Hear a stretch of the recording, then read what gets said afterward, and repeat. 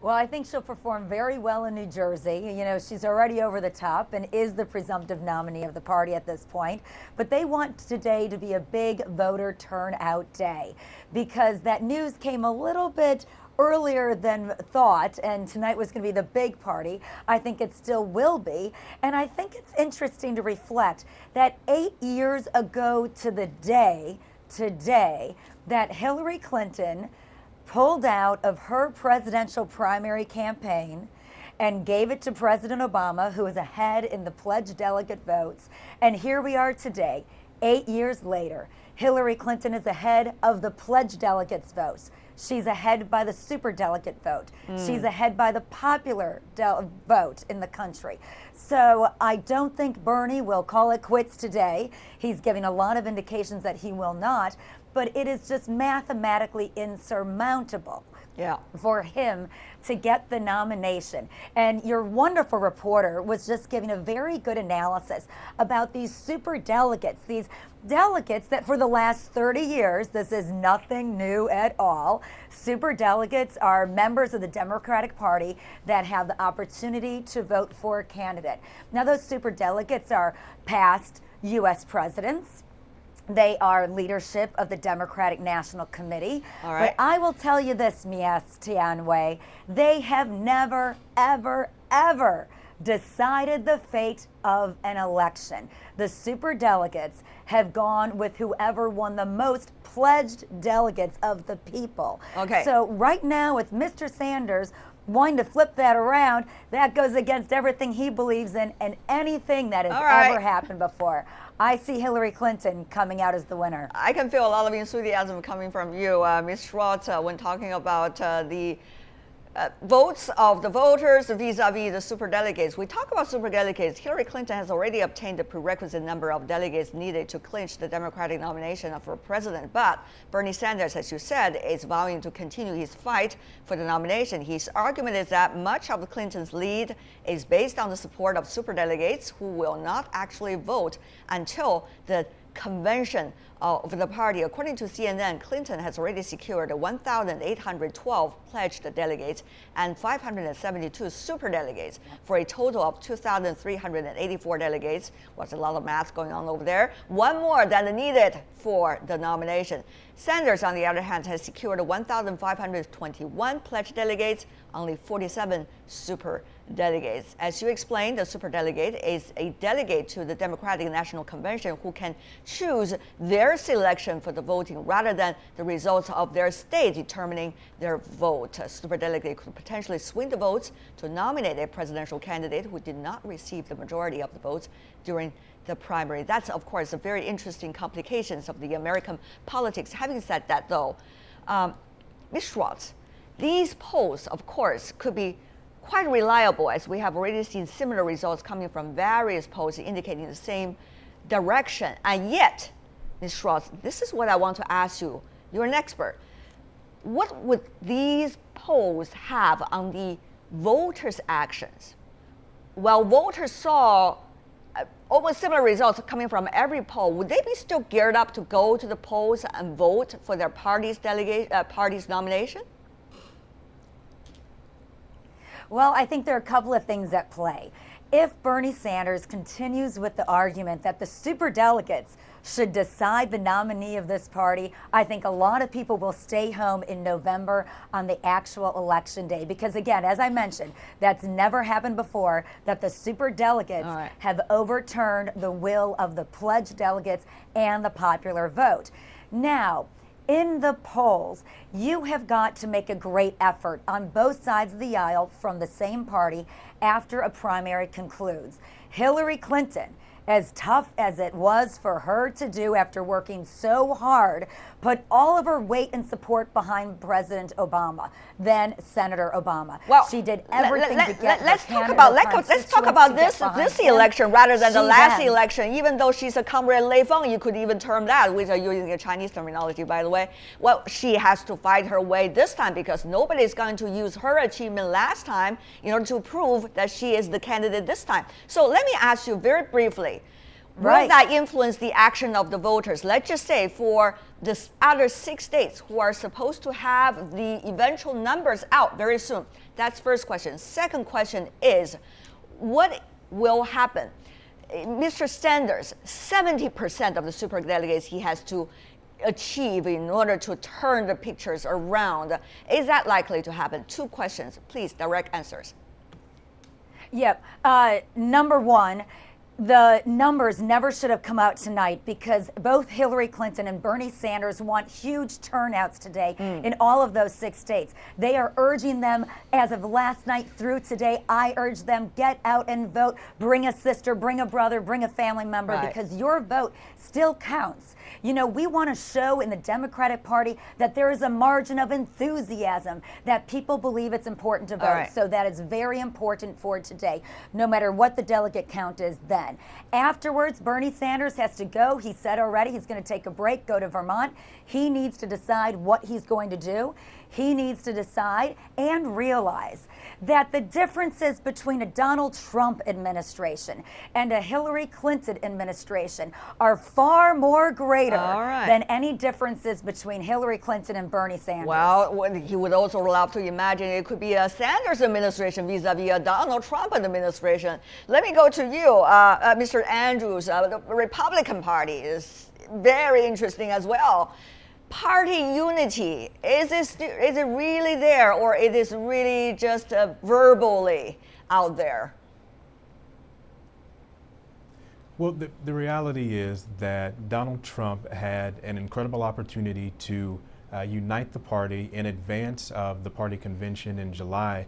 Of course, I think many people know that the Speaker of the House, Paul Ryan, came out and endorsed Mr. Trump along with other quote-unquote establishment members of the party.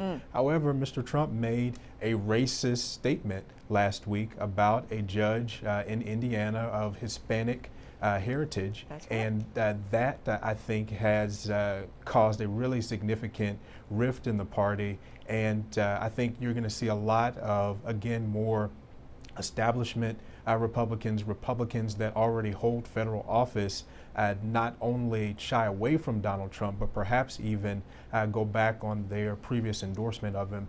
He cannot continue to make these types of statements. It's not what the Republican Party stands for. Right. And unfortunately, Donald Trump is, of course, his own person, and he's going to say what he wants to say. However, these blows are very significant. And when you want to talk about party unity, it's impossible if Donald Trump continues on this But Mr. Andrews, you could see that Mr. Donald Trump, at this moment at least, is not in any way apologetic about his earlier statements. About when it comes to races and also other nationalities, immigrants as well.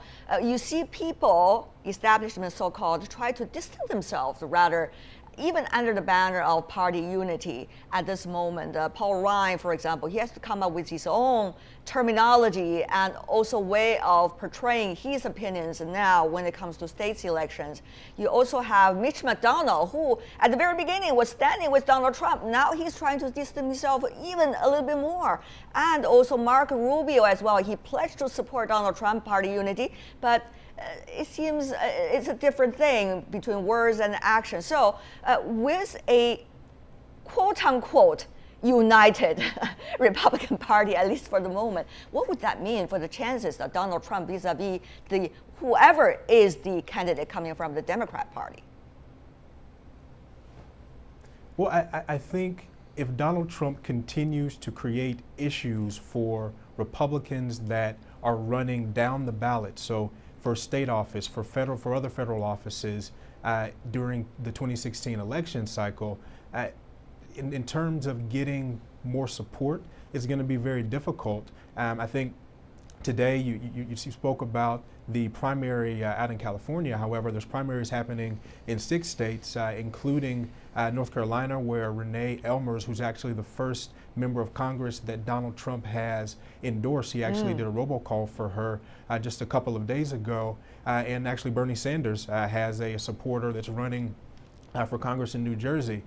If Donald Trump can prove that he can continue on his current course and support candidates and ensure that candidates win, then he's going to have an opportunity to just practically speaking, keep the party united because people are going to be able to win. However, if polls show that Republican candidates down the ballot aren't able to win because of these incredibly racist and derogatory statements that Donald Trump is making, then no, the unity won't be there, and his chances of winning in November, the chances of the party keeping Congress, the chances of the party moving forward in November are going to be fairly grave. We are going to let both of you, coming from very different party backgrounds, commenting about each other's situation a little bit later.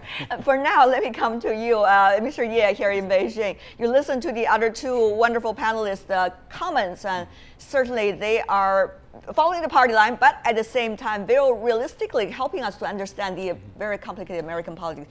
So, Mr. Ye, what do you make of this? Is this a very unique phenomenon this time? It's more personality rather than anything this time. It's not only the phenomenon, it's also changed the theory of the political science. You know, usually when you think so? The party election, the theory about the party election basically means if you have the multiple candidates, more than two, and the candidate has to pick up his different policy approach to attract the guy who has a strong approach to her or his policy. That means you have to be different.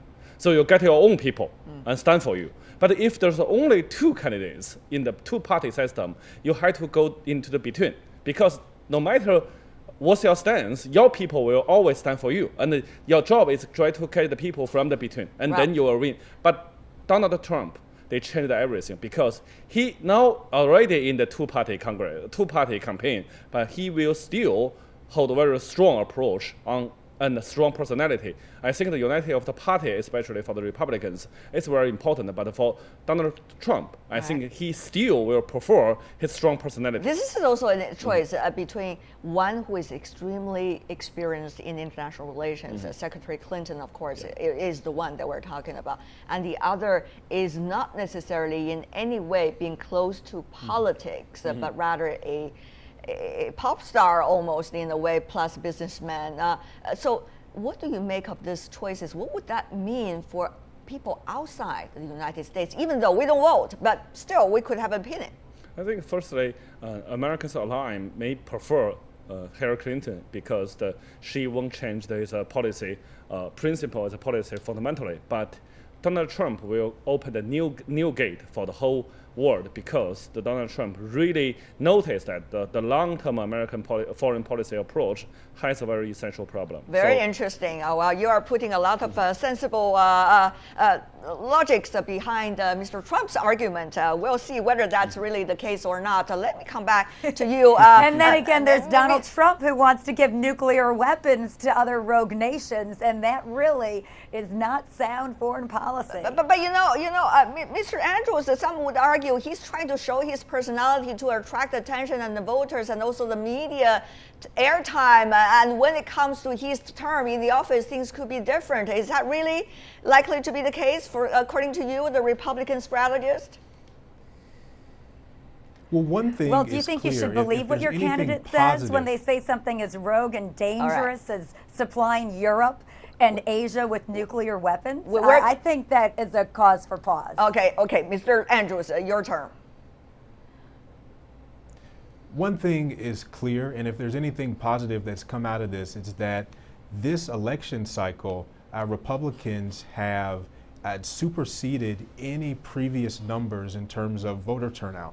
Now, there's reasons why voters have turned out for Donald Trump, and I think that's something that the Republican Party certainly has to address. However, if there's one good thing, one positive thing for the party that's come out, it's the turnout that's been there. And of course, statements that are made that are egregious or ridiculous or impractical are not things that we can accept as a party or as you know, someone who's running for president to lower state. Yeah. What about Mr. Schwartz? It seems that the anti-Clinton machine has been running for quite a few decades because she has been a public figure for so many years. But will she be able to function against this huge machine, whether the arguments are true or not, this time during the election? Last time, at least, she failed. As far as running it against the machine, I mean, I think her her campaign has a very sound strategy when it comes to media messaging, the money that you need to get your messaging out. I think that she is very qualified to serve on day one, and that it's not just extending the Obama's policies, but it's taking the policies that have worked, like affordable health care, covering over 29 million new people, but let's make it better and let's make it different. So I think she should focus, and she has been, on the change factor being that, okay, let's look at what's good, now let's make it better. And I think that's where the country wants to go. You have either an optimism or a pessimism. And I have to tell you, with these racist remarks over the last week, and with just the downward spiral, it just really saddens me, because I love the American political process. It is awesome Schwartz, to get different we're running out of attitudes. We're running out of time. We'll have another time maybe for you to take advantage to fight against the Republican candidate. But for now, let me go to you, Mr. Ye, for the final words. Hey, but I'm all for the process. I can tell over there. Well, but final words from you, Mr. Ye. What exactly do you think is the essence of observation that we should have running up to the national election that we are seeing? This is very interesting. It's more exciting than the House of Cards. But after all, I should notice that it's the election about personality, it's not a policy.